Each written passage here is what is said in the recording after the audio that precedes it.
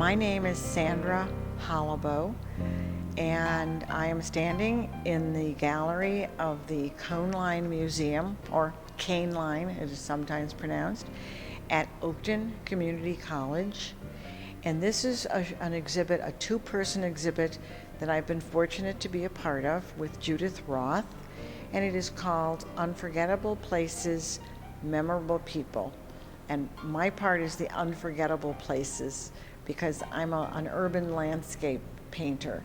I am attracted and drawn to the mysteries of urban life. I'm not quite sure why people gathered together to live close together, to work close together, some to never leave the city, and to do so happily. I think there's a mystery in that alone. And so I would like to, in some way, capture that. And I like the idea of what the urban life can offer. I like the diversity. I like the variety of housing. I love the sheer height of the buildings. I don't know if you can tell, but I'm short.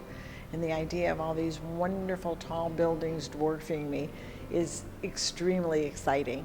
I find that I love the idea of being overwhelmed by architecture and bricks and concrete, and also the neighborhoods where the two-story houses sit. Sometimes they're ranch homes, one story, but I find it all wonderful, and that's why I'm a lifelong city resident.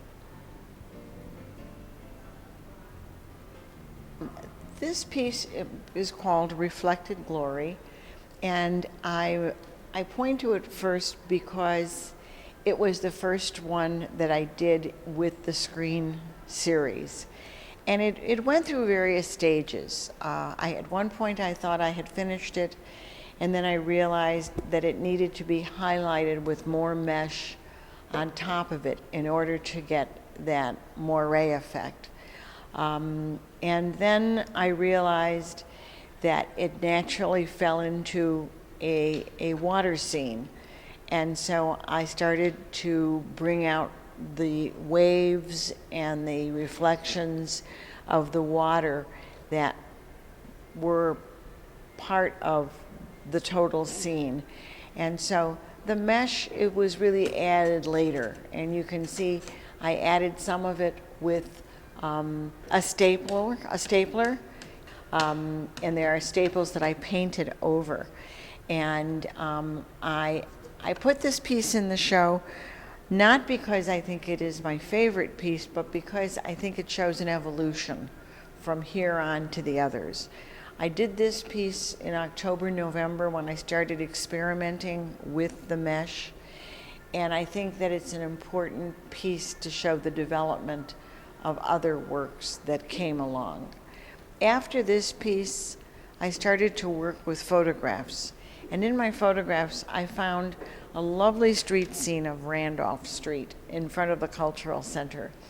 And I was struck by the simplicity of the tree, which more or less introduced the rest of the buildings that were across the street on Michigan Avenue, so that you get what I called a promenade, and I called it Promenade. And I love the way the tree brings you in to everything else that's in the picture. The high-rises, the lamp posts, and the importance of the tree is that the tree, being a natural form, reminds us that we must keep trees. We must not allow the city to obliterate them, to take over, to chop them down, to clear our view. They have to be a part of our vision. But again, I love the contrast between the organic and then the geometric, the concrete, what man builds against what nature builds. The next piece I'd like to talk about is this piece, which is the smallest, second smallest, but it's a very small piece. And this piece was the precursor to several others that came after it. I like this piece so much because it has forms that are reminiscent of the urban scene. For instance, in here I have what looks like a steeple, and it could very well be a rooftop. Here I have again the natural form of the tree underneath, which reminds us we must keep nature, and the contrast between the natural organic form and what man builds, the very erect, straight, monolithic concrete slabs. And this piece was the inspiration for larger ones that I did later. But I'm restless, and I don't want to do a series in a lateral way, a linear way. I want to skip and try something else before I go on and pursue this further. And so chronologically, this was a piece that I did after this. And this piece, I wanted intense color. I wanted to be able to introduce color into this process.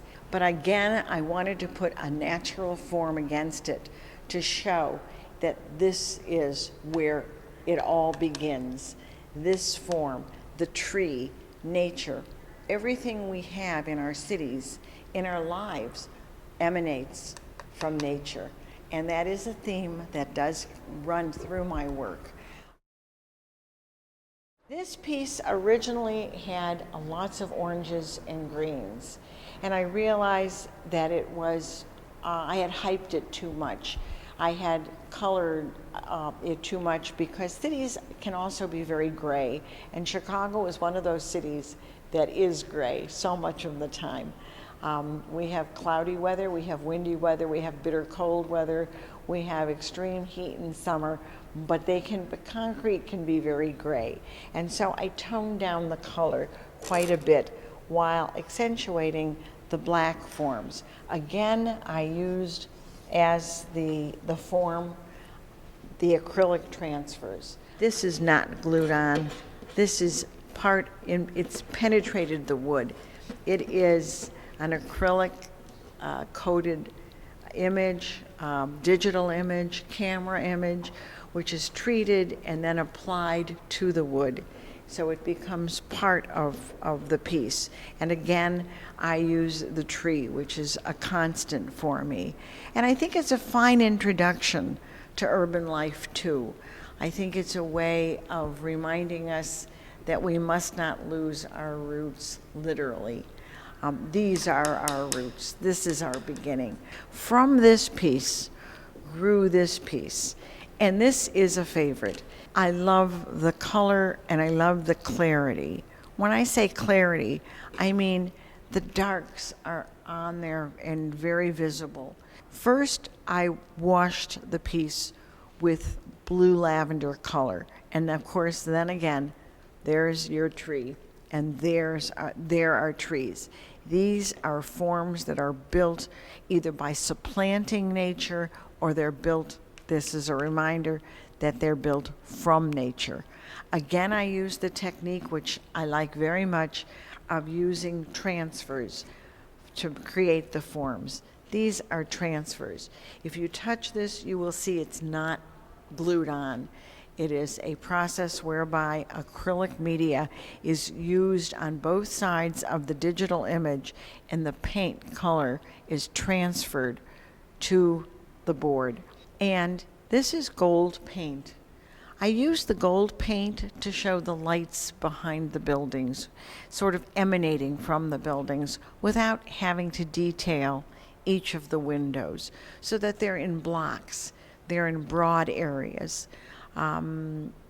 I like this piece, and I think that the fact that I like it, it comes through.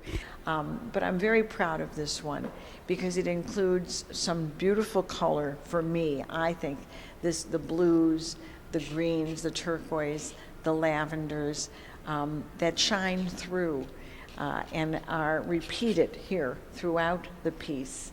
And partial parts of trees that are shown. And then the clarity of these shapes, which are not monotonous, even though they're very similar and they are urban. They're similar, but not the same. And now we come to a piece that's really quite different than the others. And I don't know how to explain it to you, but I had the need to do something that was recognizable. If you live in Chicago or you visit Chicago, chances are you have visited Michigan Avenue. And I had some photographs that I had taken of Michigan Avenue. And as corny as it sounds, they really spoke to me. I wanted to show the traffic, the busyness. When I look at it, I can't speak for your response, but when I look at it, I hear the horns honk. I hear the buses honking. I hear the cabs trying to pick up people along the way. And I see people, and it's one of the few paintings or works where I used people. My mission really is to capture the excitement of the urban landscape. Not just the way it looks, but the feeling we get when we're standing in it. And I hope that each of these pieces represents a feeling that you've had looking at the city. This is the last large piece that I did from this series. And I have traveled a lot, and one of the places that I have been to twice is India. And India is a mixture of the very old, and it's struggling because of the poverty, because of the overpopulation, the density of urban areas, and also its treatment of women, which is shameful. As a woman, I'm very sensitized to it. In this work, I have shown the ancient, the weaponry of the medieval period, which is like a sun in this piece. It is shown like a sun. And I've highlighted against what looks like a medieval chapel, and then shown the buildings that are coming in, against also some of the beautiful archways and the shape, which looks very much like a mosque. And then again, the modern buildings that are coming in.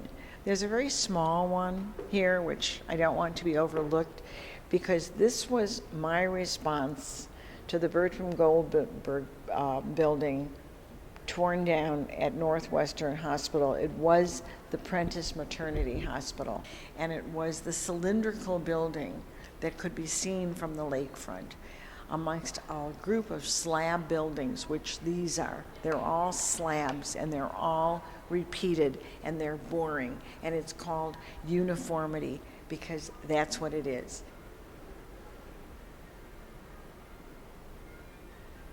This is a piece that I almost forgot because it's around the corner from the other pieces we've been looking at, the larger ones. This is called Rising from the Ashes, and it is obviously the city in silhouette in the front, and then as it grows, it gets more transparent and lighter. And it's made with metal screening.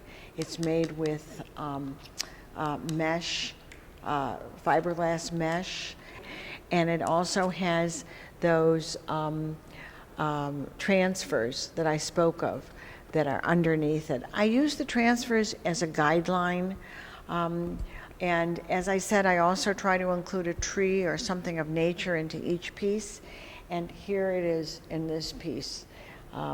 It is a transfer that I put on here in this space because I wanted, again, the reminder of where all things come from, and that we must not give up nature. We must not take away all indications, which sometimes cities do when they spread out and they encroach on the outer limits of an area. The first thing they do is clear it of all of its trees, the majestic ones. And here is a very large tree, which is fading on purpose because they aren't going to be around very long. And above it, above the silhouettes of the foundation of the city, rise the city itself. This is a painting really that's devoted to the idea of the neighborhood concept, which is a mixture of not just houses, but also what surrounds them later, commercial, financial district, and then the high-rises, which loom large in the background. This is a painting that it is Superior Street looking west after Halsted Street and the bridge. And it's under a viaduct which leads to lights. The name of it it's a play on words from the Dylan Thomas poem, Rage Against the Dying of the Light. This is called Rail Against the Dying of the Light, because it is the dying of the light, nighttime coming.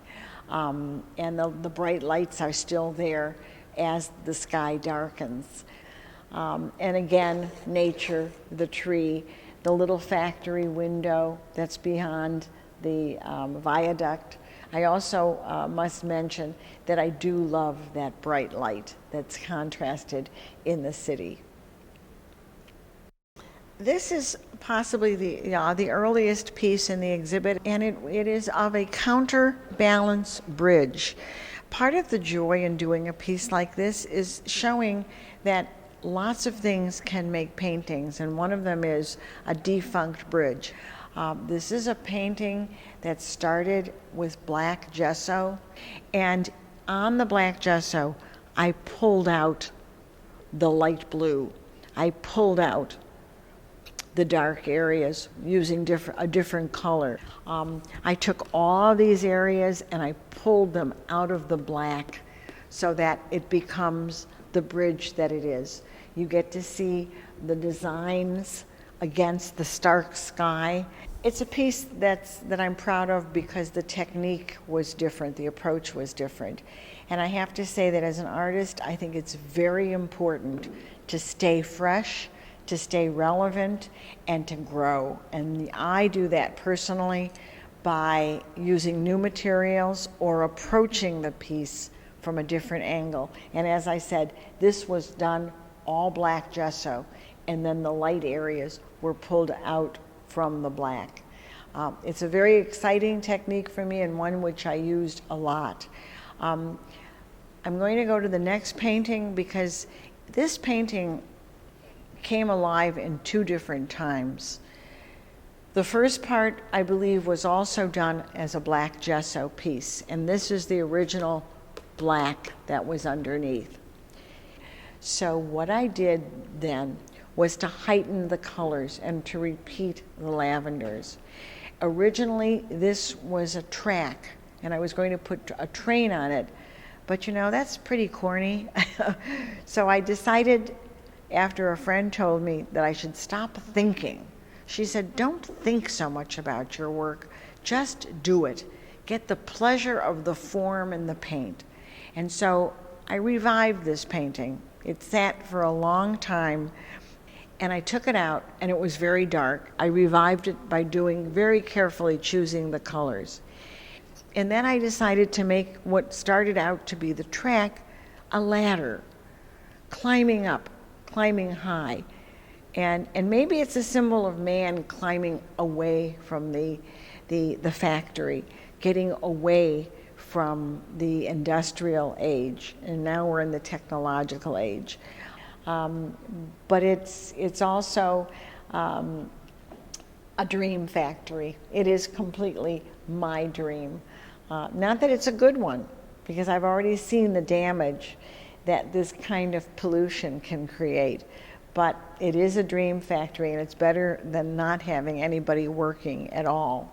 The next piece was inspired by an Edwards Steichen photograph. Steichen worked in the early 20s, 30s, and 40s, and maybe even up to the early 50s, and was very well known, and he did a lot of urban photographs. And the original photograph, as I said, was a double exposure that I found very exciting because it showed the canyons, the urban canyons of urban life. But I liked the towering forms, and I used postcards that I kept from China because I think there is a sameness. I think there is a link between all cities around the world. I think we do share a great deal in urban life, whatever the nationality. I like this piece. It's different, and it's part of the original collage project, and I think if you look at it closely, there's a great deal of interest there. The next piece is from New Orleans. My dad settled in New Orleans after my parents were divorced, and I went down there several times to see him, and then after I was married, my family came down there with me, and I would each time see more in New Orleans. On this particular trip, I saw the gaudiness, but the beauty in that gaudiness, the bright lights, the street vendors, the fortune tellers who were always present, it seemed. In this collection of people, I have included John Singer Sargent's portrait of the woman in black, but I've given her a short skirt. And it's supposed to be honky-tonk in a way, but the building itself is classic because architecture should last for generations. Architecture should be a symbol of people. I love the contrast between what is earthly and what is from the deity. And this is Jackson Square with the famous churches that surround the square and the people. This is one I put people in because I think New Orleans is people. This is inspired by photographs of the city, of the curve of the train tracks that take people to work, but I line it with low rises, with buildings that people can actually live or work in. And on this side, there's the element of the fire escape, the famous fire escape we all know that is to save lives in case of fire on these buildings. And Chicago is a city that's very aware of fire because of the Chicago fire. And it gave way to some beautiful architecture. And here I've sort of indicated that architecture in the background, strips of it, which are to remind you that they continue, and at the same time there is sky too that they melt into. There's no tree in this one, I'm sorry to say. This piece is taken from photographs that I've taken from so many streets in Chicago. This is the essence of neighborhood. The name of it is The Quiet Majority. And this is the essence of our city. This is the salt of the earth. These are the people who have been here and have formed the foundation of our city, the neighborhoods. And I also combine it with some beautiful trees and some of the most beautiful clouds in a sky. I wanted that sky to be important. We all live under the sky. We all live, or should live, with nature. Don't do away with it. And these are the trees that line the parkway. And this piece, that's why it's called The Quiet Majority. The people that you don't really see very much, but they are us. This is a continuation of that same idea, and this is called diversity. And in this one, the buildings themselves represent people very clearly. Here is the old yellow apartment building, the classic Victorian, and it's a very traditional building with that parkway tree. This is the usual brown apartment building with the sun porch. We grew up in these. Come on, we all know these buildings. And the little wood house in between. And what I have given you is a combination of all three living together on the same block, and the buildings represent the people, and they are getting together, and that is called, what I call, diversity, and representing very different modes of architecture in the city of Chicago. The next one is a little bit ironic. This piece is called the social media because it's the old phone lines, and these are the old houses that line the alleys of Chicago.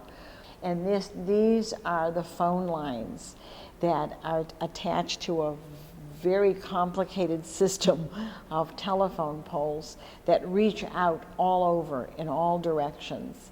And these are the old houses that at one time were the bulwark of Chicago, and they still exist and they're still being used.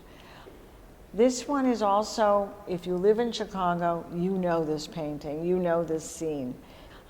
If you've ever taken an elevator in Chicago, very often this is the station that you come down to, and the sun hits it and makes designs on the pavement, and the light striates across the station. And then there's the little bit of a tree that comes through that you don't expect because it's a train station. But that tree is once again very important to me. And the building behind it, it's all built out of that characteristic brown brick that Chicago has. I went back to this train station about 3 times at different times of the day to get these striations, to get this light, and to give a variety to it, so that it wasn't monotonous, but there is such a familiarity. The next piece relates very much to this because it has that brown brick, and it's that street scene that we all see. It's called wind chill factor, and it's obvious it's a winter scene. I wanted to give the feeling of snow. Interesting that this is summer right next to winter. But the snow, I wanted to give it a feeling of the cold. And so what color did I use with the lavender and the white and the little hint of orange to give it that cold feeling? A little bit of green that makes it just pop. That's winter. That green, that dead green that covers the vegetation. And there's the train above, and the tree. It has to have trees. And this is the tree. And this is the shadow on the building that indicates another tree. It's in the neighborhoods that we see that the trees are maintained and that they're kept.